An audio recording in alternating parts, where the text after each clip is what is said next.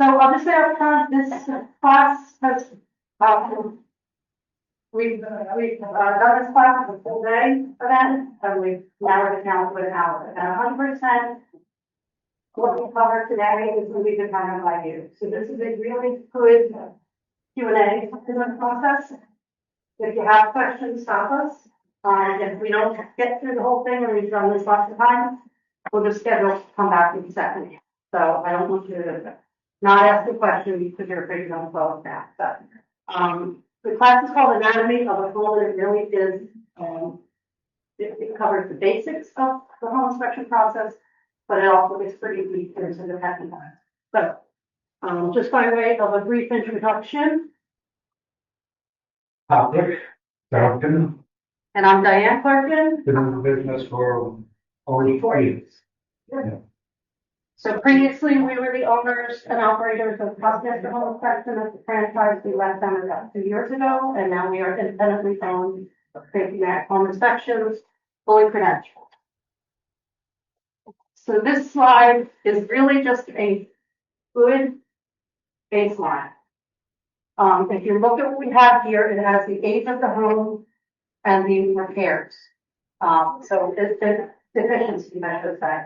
And so the gist of this is we've got loads of brand new construction that has significant problems. And you could inspect an 80-year-old row house and it is solid. So we always just like to set the table and say that regardless of the age of the home, there is no such thing as a perfect home.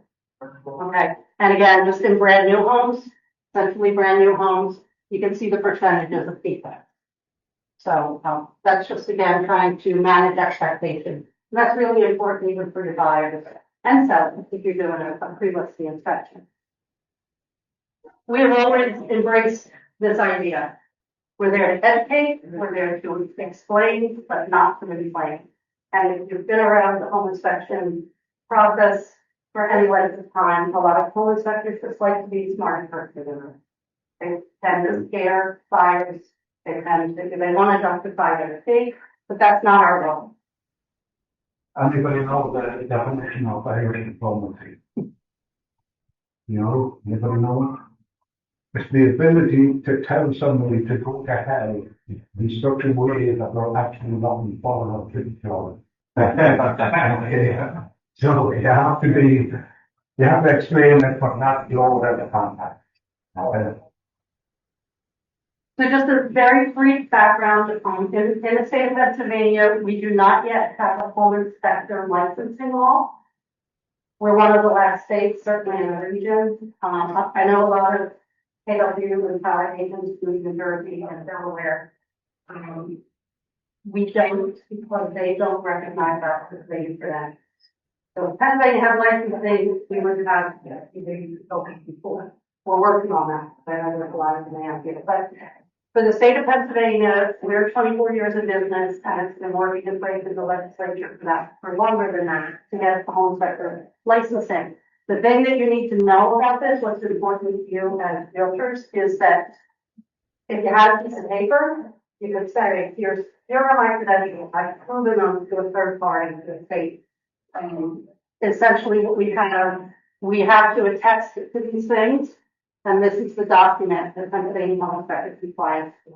The problem with this is there's a lot of unqualified people that call themselves home inspectors, and there's really no governing body behind it making sure you're not. And there have been some major issues, lawsuits, arrests in the last 10 years or so of people that are posing as home inspectors that are not credentialed. Come on in for that. So this is just briefly the requirements. Prior to cover urban emissions insurance. We're also required to complete the morning. To complete education, recertifications, and we're required to do that not just for our home inspector credentials, but also for ancillary services to do radon, we do with assuring consent. So all the things you should know if you're not familiar with the home inspection company, you're meeting them for the first time, ask for those credentials. You want to make sure you protect your clients.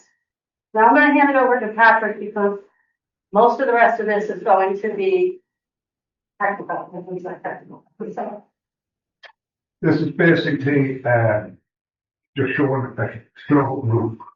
And in Philadelphia, there's not very many of these. Chestnut Hill, places like that, every possession, this should be happening, okay?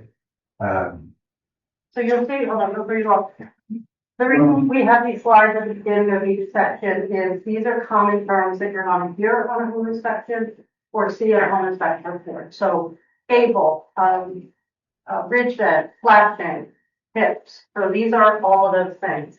And I'm happy to share the slides for anyone who would like to line up the pictures. So I'm more than happy to share the information if you want to for your format.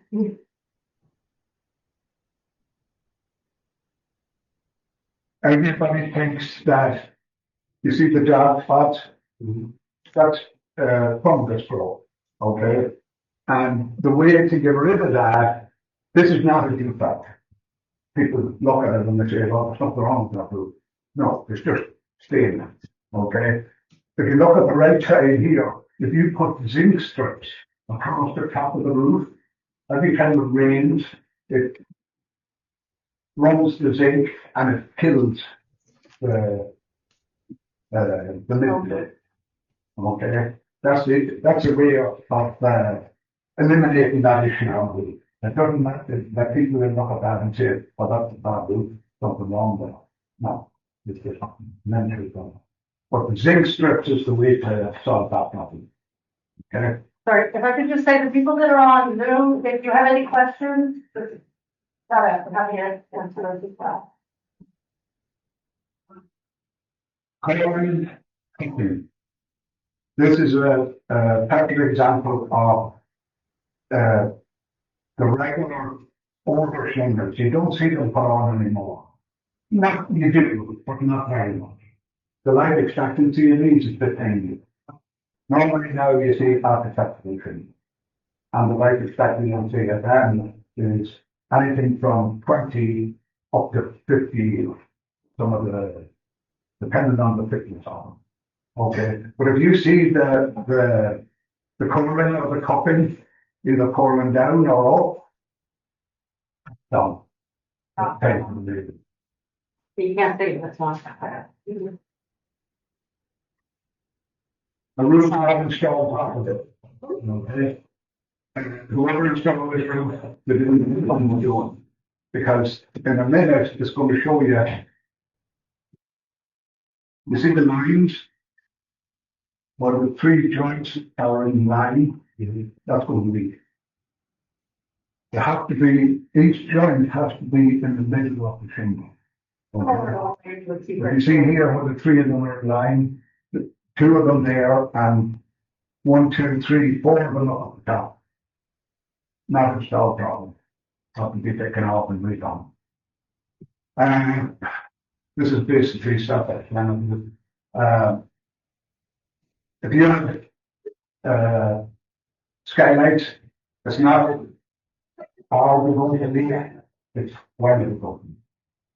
They're going to be. Okay, eventually, just a fact of life. I don't know why anybody's going to make it, because the leaves gone. And obviously someone has tried to pat and repair. Okay. I see this all the time. On a roof like this, with about a 12-inch space, that roof is going to be the decking underneath. I go up on roofs and I just put my foot on it and we put right through. Okay? Because all the water is coming from the upper roof down that downside. It's just all concentrated in that path. Okay? It's recommended to extend, put an elbow on that and have it jumping straight into this property. Some people don't like that, don't like the look of it, but it's a practical thing to do. So the thing I just always like to point out with this slide, again, it's so common. It's common on roofs, it's common, you'll see later slides down in the plan. A downspout extender, which is just going to be an elbow that will go from here into the gutter, probably cost $10. But we see them missing all the time, and this is literally causing thousands of dollars worth of damage to that roof because you're just concentrating. You're taking all the rain off of the roof, gushing it down right into that one spot. So under those shingles, the shingles are damaged, the decking under it is damaged. And again, for $10, you can avoid a very expensive problem. So these are the kind of things when we see this, even if it's not damaged yet, we're going to recommend so that once the buyer buys that home, they know fix this problem before it turns into that. Again, amateur debate.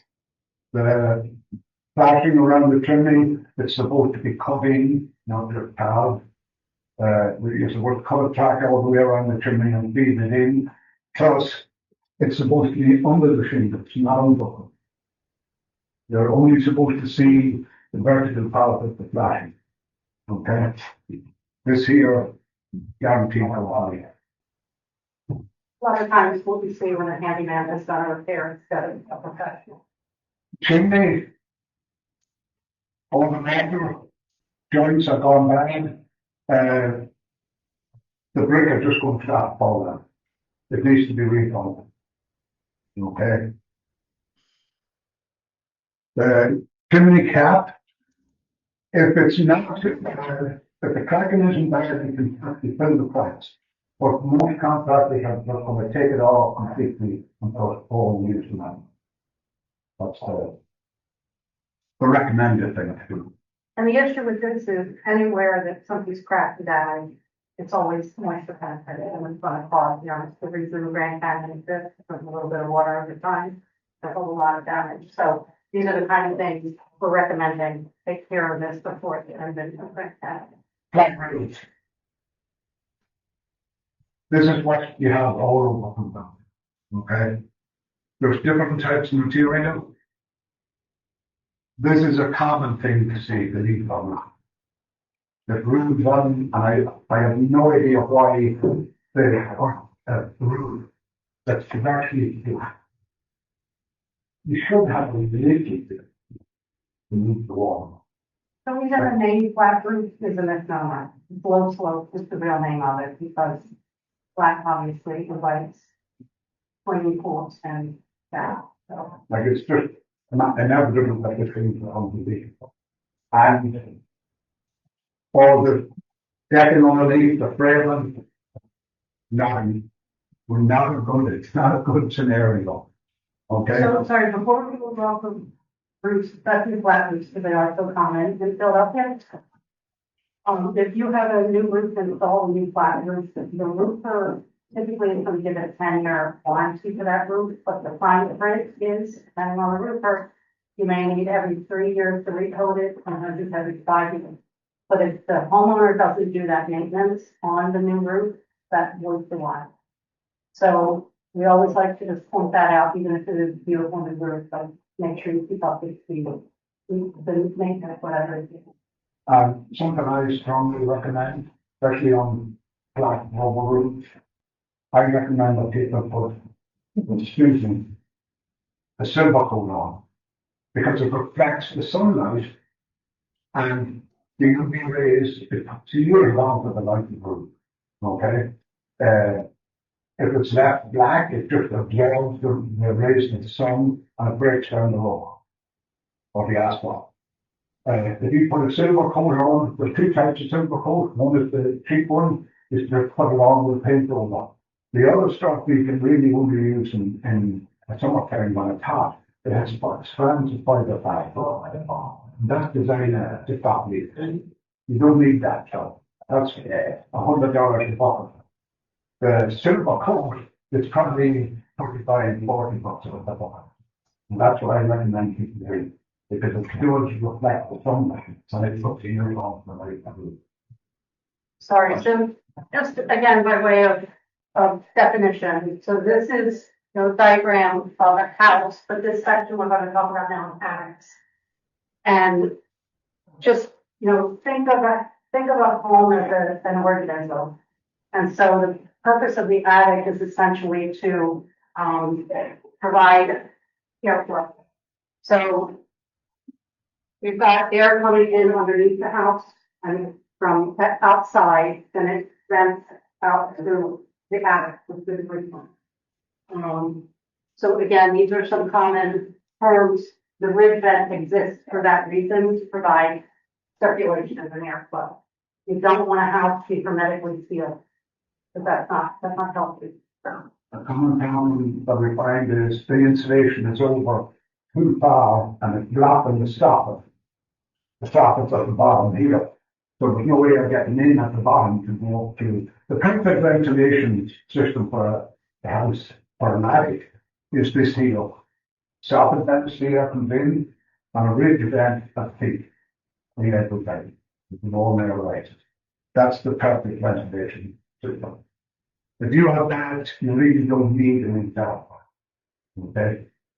A quick question. You mentioned the 10-year warranty was new roof completed. Is that by law?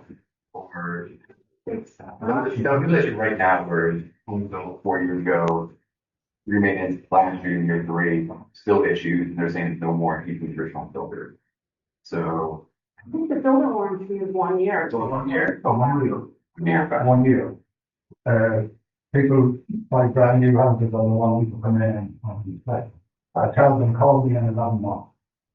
Because everything that I find, the builder is responsible for this, because I get a 1 year guarantee on every part of the house from the builder.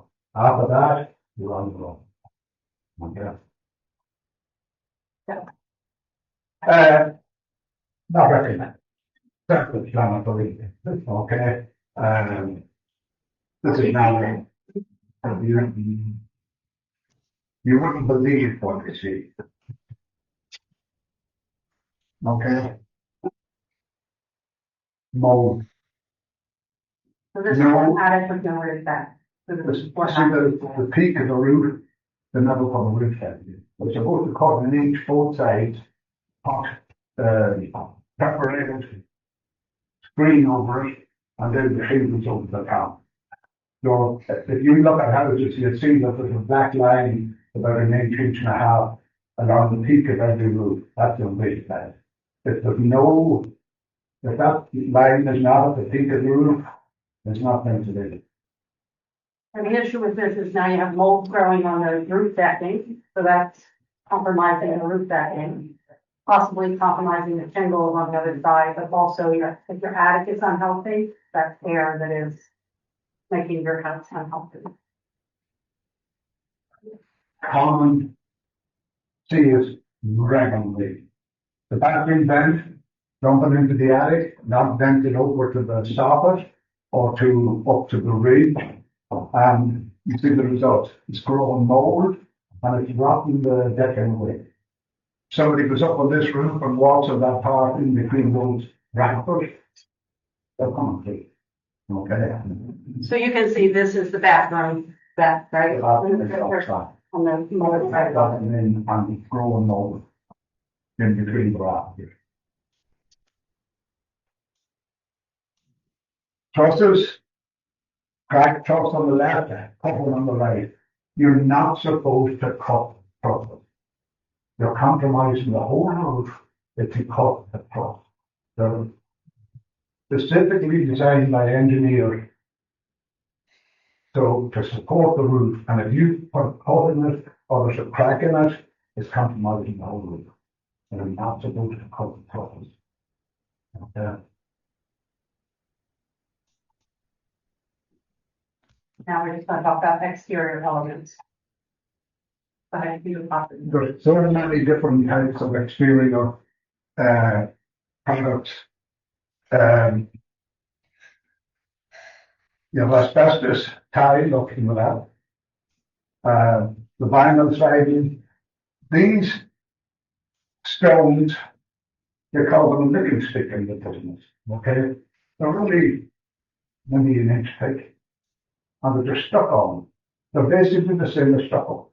Like a veneer. Just a veneer. Refer to as the- Okay.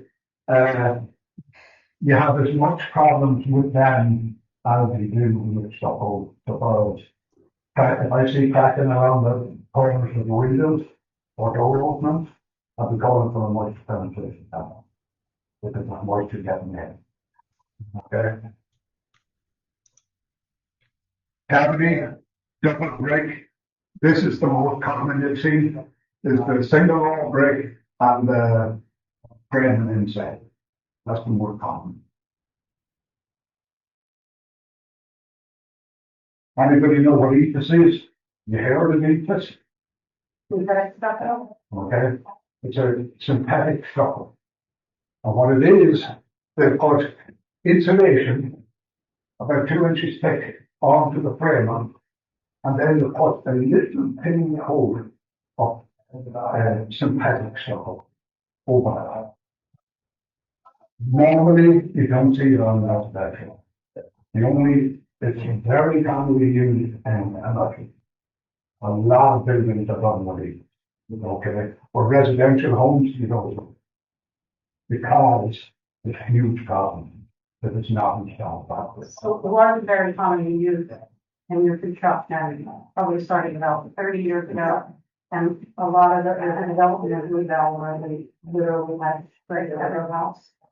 And they decided because of, it's a decent product. It's One just installed properly. not It's not installed installed properly, it's going to become that. So what happens, just, I know it's less common in the city, you might see in some sections. What happens is if it's not properly installed, the water gets behind it. And then you have penetration that is between the interior wall and the exterior siding. And now you're rotting. We can go to the next one. We'll show you. Those are the locations, mostly it's windows, or door openings. Most of the manufacturers are. And this is what you see. So it can cause major structural issues to the framing of the house and even everything inside of it, so. And, the first line was, you can go from that, was ethos, that it's the, synthetic, but stucco has the same issues. It's really just, if it's a bad install, you're gonna have problems. Okay. So I'm in contact with the brand. They recommend a minimum of 6 inches clearance from siding to floor. Okay, minimum of 6 inches. The reason being, you're getting moisture and you're also getting, that's a perfect thing for termites and insects to get into it. You won't even know what they are.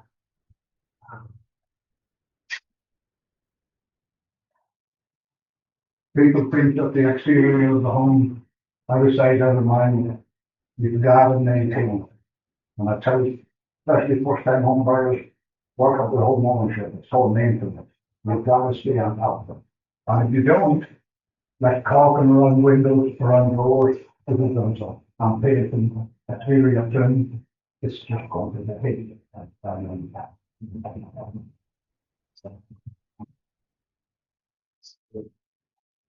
This whole chimney has to be taken out. You can see where the house prop here. It's pulling away from the house, the foundation at the bottom is sacral, and the whole thing is coming down.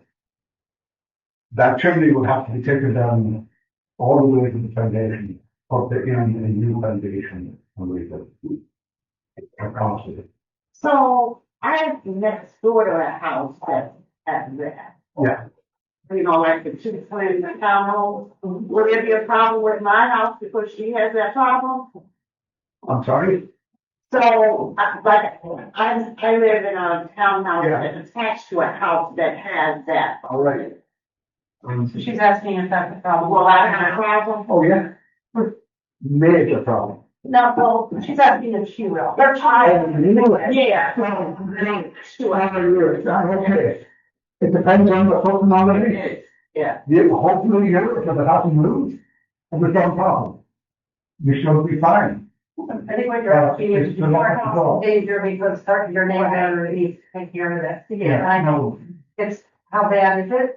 And, it's, I think what you're asking is like if my neighbor's tree is dead and it's storm. Yes, if that falls over, it could hurt our house. I see what you're saying. But no, But it's it's not not moving. really your wall. It shouldn't have anything to do with my house. No, you should be okay. Nick, every time you do these classes, real people ask the question like, I hope to, I have that in my house kind of thing. if anyone is concerned about something, just reach out to me. You can either click the video and send it to me or have to come out and take a look. We're absolutely happy to do that. Go ahead, Jennifer. Yeah. So in that situation, wouldn't the person whose property is the main cause of the factor, is it affecting your property? It should be. I guess the question is how am I going to either? We shouldn't do that. Because there's always horror stories of, you know, my neighbor, I talked to my neighbor, we won't fix it, and then if there is damage, it comes down to the homeowner figuring out who's responsible for damage. Yeah, I'll take a video and send you. Yeah, sure. Right, okay. This is the proper way of attacking a debt to a house. You don't see it a lot. Okay? See this flashing here? This is called, it's over flashing. Okay? That's the way it's supposed to be done. But that is, we just attach it to the house, nail it on, or bolt it on, and not put on this flashing. If I don't see this flashing, I recommend that it be done. Because the result of not doing it is this. Okay? The water gets inside because that flashing was not put on, and it rots out everything. And that's the result. You don't want it. So when I see that flashing is not coming out of the bandboard of the couch to the house, I call it to yourself. Because that's the result.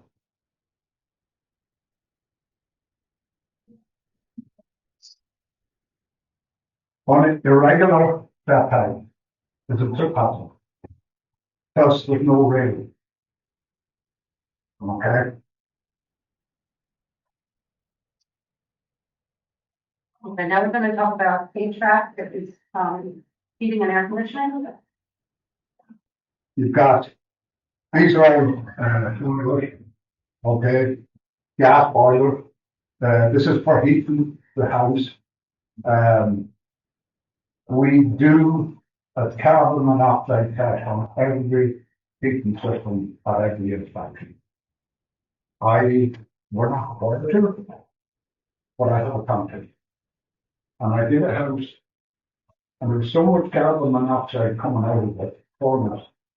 If you didn't do the carbon monoxide test, the people were moved in and probably died of something to This is a tank in Northeast Philly, where you check the heater, and the carbon monoxide is off the parts, so we shut down the heater, and it's not being affected. I can be avoided through the window in the basement. And the tenant, when you raise the alarm, always that window. What do you know?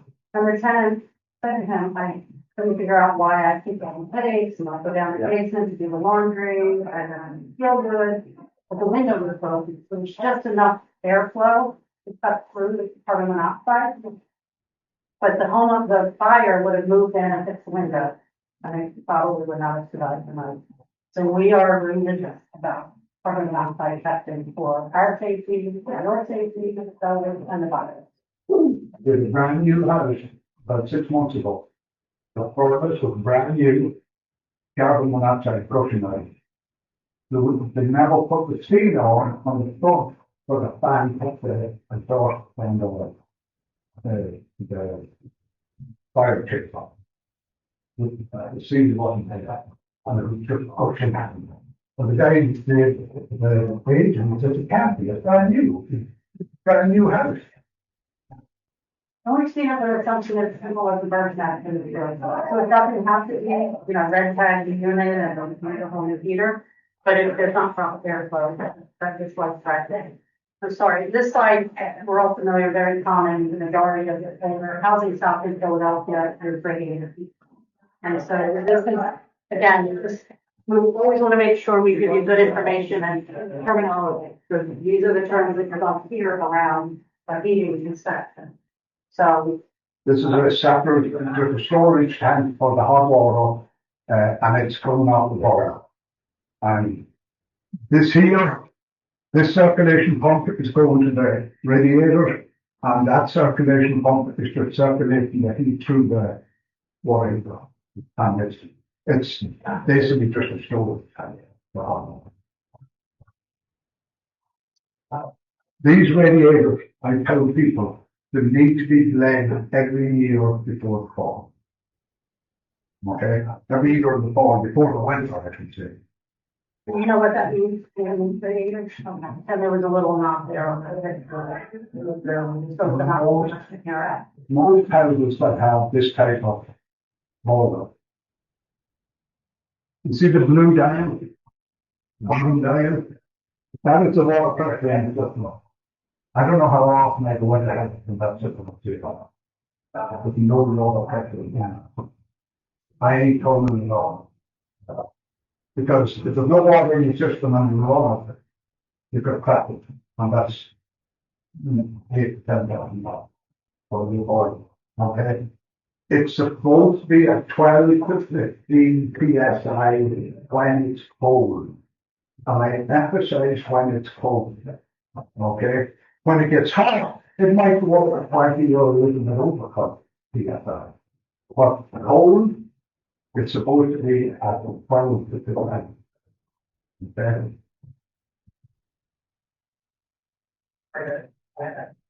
Again, just diagrams and definitions, so that when you see these terms, we're not expecting you to be home inspectors or HVAC professionals, but just so you're familiar with what the terms are. And again, just kind of a simplified diagram of, cool air in, hot air out, and vice versa. And I'm not exaggerating when I say this, people say, yeah, that. No. Probably 80% of the houses I go into, but 50% are in batteries. Okay? Everybody thinks that this is the supply. This is the return.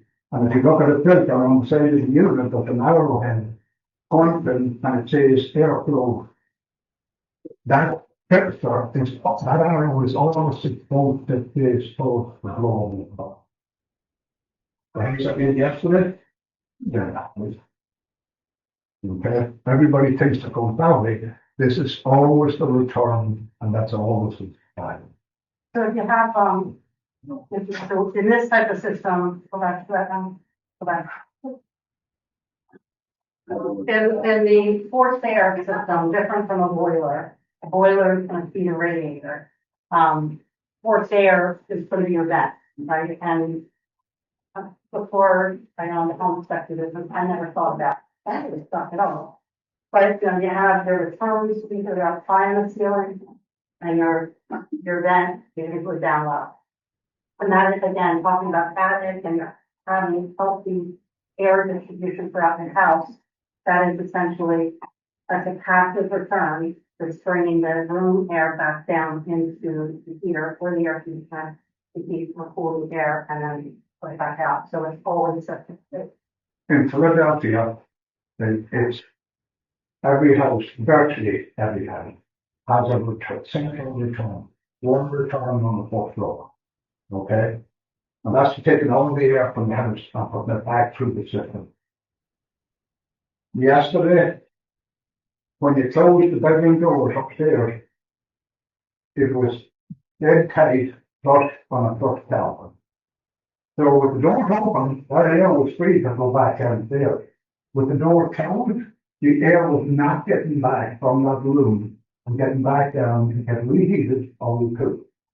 A couple of years back, I was explaining this to customers in a house, and the homeowner happened to be there, and she says to me, why the hell did he not come here 10 years ago? And I said to her, the back bedroom. Yeah, it never got warm, it never got cold, the whole was doing in the back of the house. It was on a plush carpet, and when the door was closed, it was just blowing up in the room. So the air, and the easiest fix for it is to cut an inch and a half from the bottom of the door and let the air in back in and get reheated all the way through. Okay, I see that all the time. and inexpensive ways to fix, turning to expensive problems. This is a high-end instant hot water system. Okay, I've only seen in the last 21 years, I've seen maybe two of these, just like, they're high end, they're extremely expensive to install. They work great, but they're really expensive. And this one's multi-zones, so, you know, that means where you have different zones in the home, it can be for cool. Okay. Is the carbon monoxide leaking from this? You think? Okay. This house is filled with carbon monoxide. Down there, I saw a 12-year-old toilet with the heat exchanger completely rusted out from a humidifier that was put on the ductwork at the top and it was leaking down in and completely rusted out the heat exchanger. Okay? You see all the rust here on this one? Again, carbon monoxide. This one here, no space, no seal. Should not be in that top. Okay? So one thing to keep in mind is any kind of combustion, so heating, air conditioning, one of the byproducts of combustion is water, moisture. So one of the things we recommend, even if it's a brand new system or a perfectly operating system, is we always tell the buyer, when you own this home, regular maintenance is FCC. And that means annual, having your system serviced by a professional. So before the cold weather gets here, have them come out, clean the system, make sure everything's working the way it's supposed to. And that regular maintenance, as with all things with the home, you're gonna avoid problems like rust or, you know, Air conditioning system. Okay? Couple of years back, about 4 years ago, 5 years ago, an agent that I worked with for a long time called me in January, and it was maybe 15 degrees out. And she says, what's the protocol on checking on the air conditioner? And I said, well, you don't. She says, what will happen if you do? And I said, you're guaranteed you're going to bust the compressor outside. Okay. All right, thanks, Patrick. I'll see you. I said, hold on a minute. What are you asking me that? It's 15 degrees out. Because I'm the listing agent on a property, and the inspector did the inspection yesterday, and he said that the compressor is supposed to be out. Now that's as much as that inspector knew. That inspection probably cost him £7,000–8,000. Okay, now. The manufacturer recommending that you do not turn on the air conditioner after the winter until the exterior temperature is 60 to 65 degrees day and night for 1 week after the winter. That's what they recommend. That's why for the last months and for the next couple of months, we are not even looking at that. Because if I put it on, we're not going to put it down. The reason for that is in the warm weather, we run the air conditioner, there's coolant in the compressor. But when the weather gets cold below those outside temperatures, that coolant, instead of being a liquid, turns into a sludge. So now, while it's cold, we basically got sludge inside that compressor. So if you go ahead and flip that switch, you try to run the central air, that sludge is now doing that, and that will crack the compressor. And I tell everybody, don't even think about it just for a minute to see if it works. That's all it takes. Turn it on, yeah. Keep that in mind for your own homes. You know, we get like a nice hot streak maybe in April or May, like, well, You take, big place. Put the air conditioning on, it's really hot just because. So I guess, what I've seen, and what I've done in the past with clients, in the winter, if we were going to list, I've talked to them about the seasonal maintenance. And, if you do have documentation in the winter that your AC unit was looked at in working order in the fall, it's going to give that buyer more confidence that your property is in working condition. no, So that should give your seller some ammunition, Absolutely. but also the buyer a little bit of confidence to know that, hey, look, it was working. yeah. Absolutely. So that's something to keep in mind. And also, if you're working with a seller, or thinking about selling down the road, you know, maybe they're not ready to list today, great recommendation. If you're thinking about selling in the spring, get your system, you stick some regular maintenance on this system, so that here you go, buyer, here's your confidence. And a lot of buyers are still waiting in the home section. So the more of that kind of, due diligence that the seller can do, so that if the buyer moves in, they raise their home section and they're happy to see it working, in fact, whole company that says. Now, it used to be that 15 years ago, 20 years ago, a furnace and air conditioning systems, they were guaranteed the life expectancy, was 15 to 20 years. Well, they decided to make everything high efficiency. It took 5 years of the life expectancy because they're making them so much cheaper. The life expectancy of a furnace or an air conditioning now is 10 to 15 years of the life expectancy. Sorry, don't get ahead. I'm sorry. I just want to comment. If you're listing houses with pools or you buy or you buy, we get the same advice. We want the pool with their eyes. So, get that maintenance ahead of time. You're supposed to have a minimum of 16. I tell people have 2 foot clearance all the way around the home. Okay, because it's taken air from every angle. Okay, way too close to the fence. We see this with debris, with leaves, with whatever. This is just that outdoor maintenance that they have to do under that. Electric system. Sorry, and I just, again, back to terminology.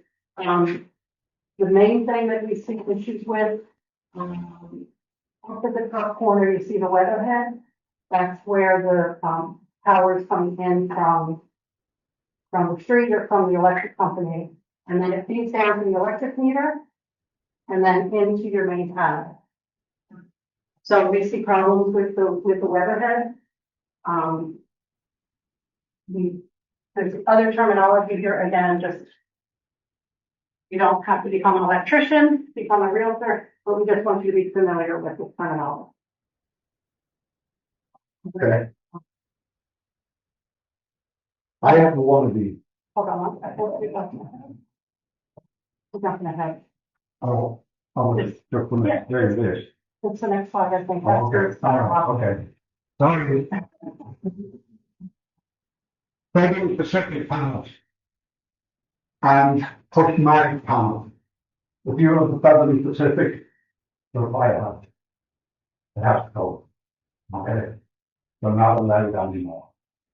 Pushmatic breakers, which is the ones that you push in, they're completely obsolete. They're making them years and years ago. If you have that one of them, you can't find them. They don't make them. They haven't made them for years. It's recommended to upgrade the power. Okay, now I'm getting your card. Okay, that, I'm gonna, I had something in the inspection for a client. And it had the panel that you show, and some of it was messed up, and it had to fix it. But how much is that to upgrade a whole panel? And most times in Philadelphia and right outside of Juliet like this. Yeah. It depends if it's 100 amps or 200 amps. 200 amps, I'm not going to say how much it will cost because I'm too long away from the business to know what everything costs. Everybody has done their houses and they said 200 amps. There's a very easy way of knowing if they have up to the amp power. You know the supply cable outside? I have one of these, they have made these up, and I'll give each of you one. If you have a 200 amp panel, okay? If you have a 200 amp panel, these 2 lines here, the panel, the cable will match that. 60 amps, it's that size. 100 amps is that size, and 150 amps is that size. Okay? So if you go to a house and somebody says to have 200 amp panel service, but if you go out and put this on and put it on, I see it all the time. People say, I have 200 amp. I know they only have 100 amp. You literally just pull this up to the outside cable that comes into the panel. You just pull it up and then. So put that in your pocket, you'll have it for reference in the future, okay? There you go, that should be your, Water. The bottom of the town is full of water, okay? Not a good scenario. If I saw that, I wouldn't have touched the town, if I knew that was before I get the cover off. we're going back to that first slide with the diagram of the electric. I know it's a very busy slide, but when we talked about the outside and then into. And actually, you can go to the next slide, the next slide. If that weatherhead isn't on there, oops. If the weatherhead isn't on there and there's water coming down, and it's going to follow the path of the resistance, it's going to follow the electrical cable into the panel and cause that right now. And water and electricity never forget. In multi-family buildings and apartment buildings, the main electric shut-off has to be accessible to a fire department and the police. Okay, this here is a residential house, but there's no main shut-off. Okay, you have to have a main shut-off in the top of the panel. Okay? Northern tube wiring. Everybody seen that? Everybody knows what it's up today? Yeah, everybody dealt with it. Northern tube wiring is regarded as a 14-gauge wire. And the biggest problem that we find is you have a panel and every breaker in it is plug-in. It's only supposed to be, you can have Northern tube here for those lights, and it's connected to 12-gauge wire, and then that goes to the 20 amp breaker. Because that 12-gauge wire is connected to Northern 2, that whole circuit is regarded as 14-gauge wire. If something goes wrong with the Northern 2, the breaker is too strong, it's not going to trip, it's going to melt the wire in that wire. So when I see Northern 2 and a panel full of 20 amp breakers, the major red flag. Okay? A lot of the insurance companies will not include it, it's not put it. Okay? Some of them will give you 6 months to get rid of it. But if they ask you, do you have Northern tube? And you say no, and your house is insured, or something goes wrong, they come in and they find Northern tube. Then So this is the original wiring. It's the original wiring to this company. It negates the use of 3-prong magnets because there's no ground wire. You're always supposed to have a prong. It's all over the place.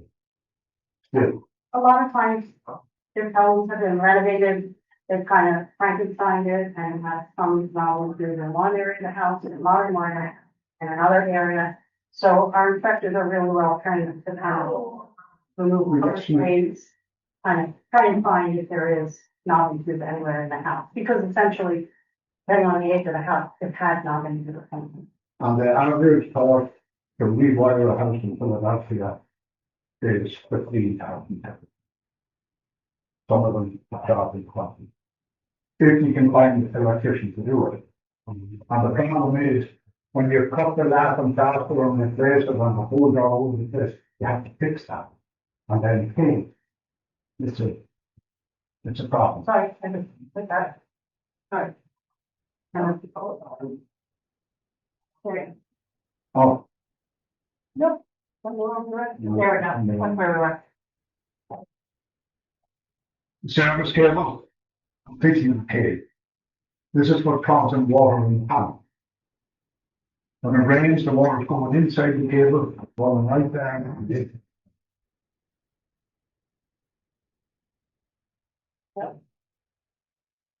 You've got a double pass. Okay? Right here, you have 2 wires connected to one breaker. Not acceptable. So if you work in one connected to one breaker. Okay? Here, you have the main 200 amp cables, and somebody went and connected these little small wires directly to the main. That wire is not designed for 200 amps. It's a Bible written down.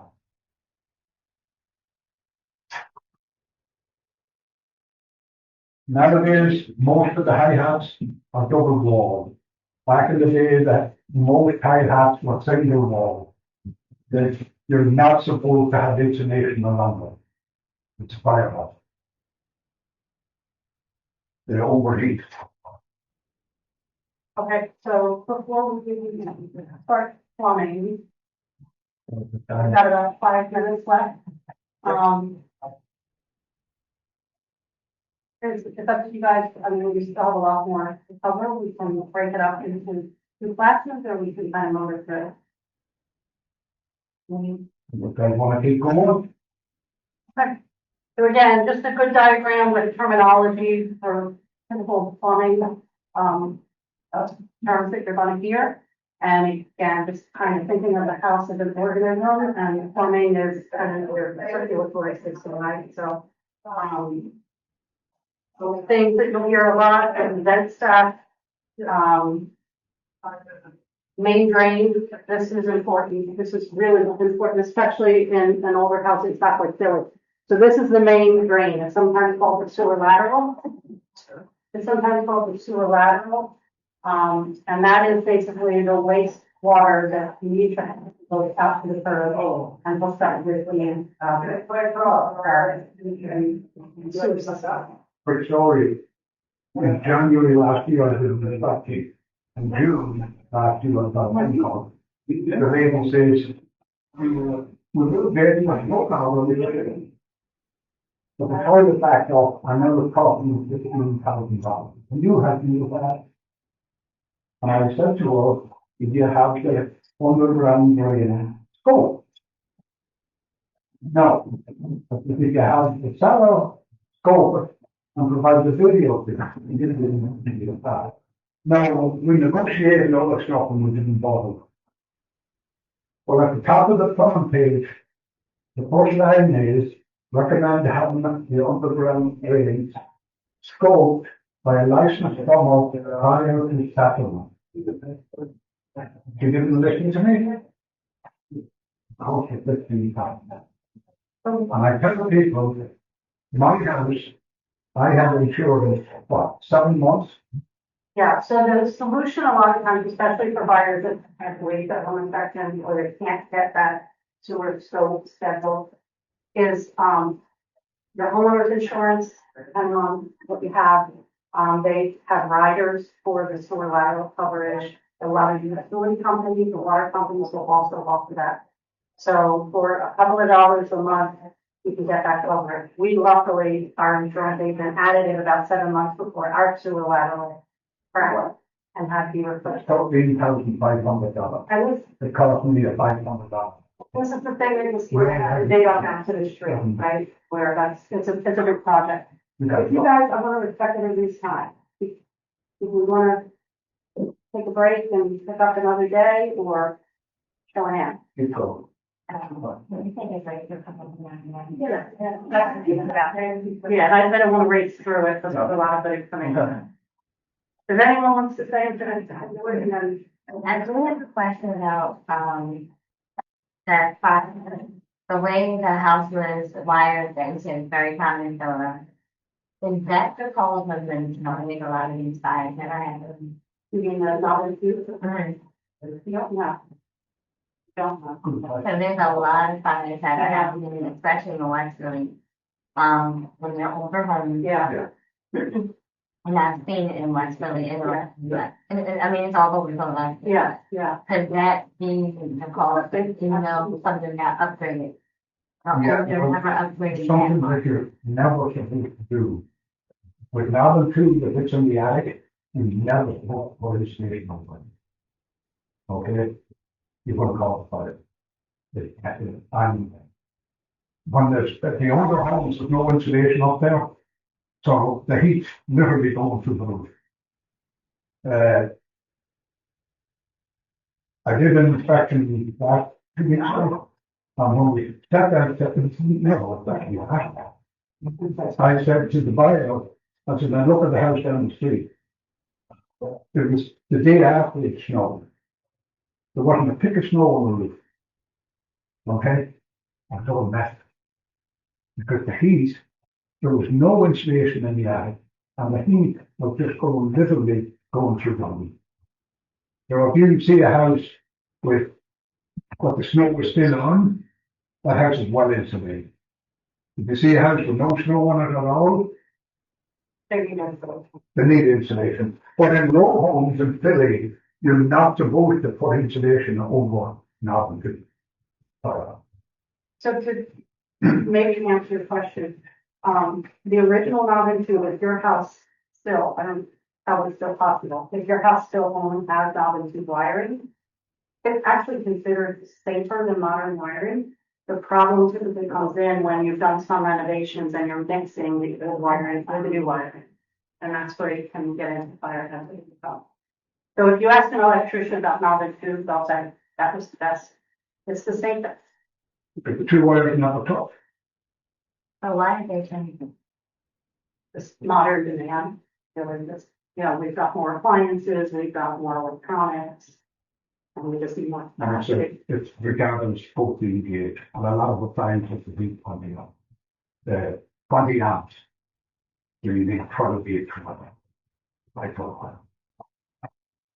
So the salary, likely for their not having to use that. Relates back to the, absolutely, yeah. And that's the right way to do it is to rewire the entire house. But, a lot of times, especially someone's flipping, and it's behind the wall, so it's not going to, no one's going to know what's it. You have to be careful with it.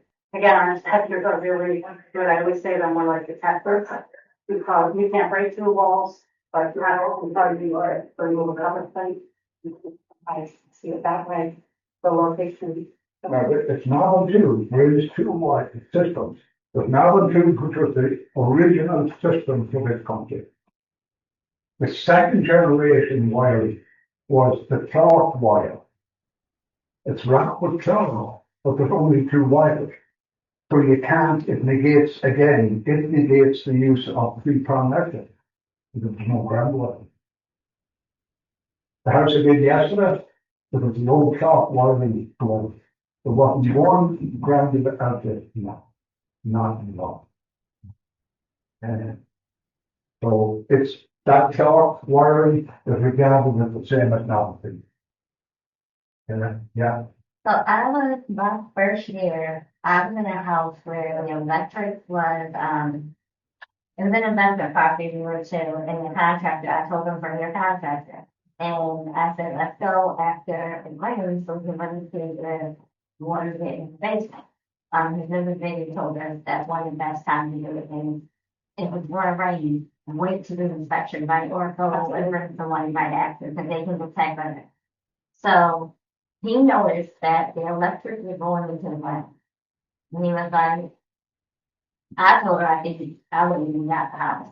We ended up using the deal anyway. I was going to offer one. But he was like, this is severe and dangerous. You might know how to fix it, yeah, but anyone else, you could lie by electric going into the ground. I mean, it was all like, all the girls now, Allegheny.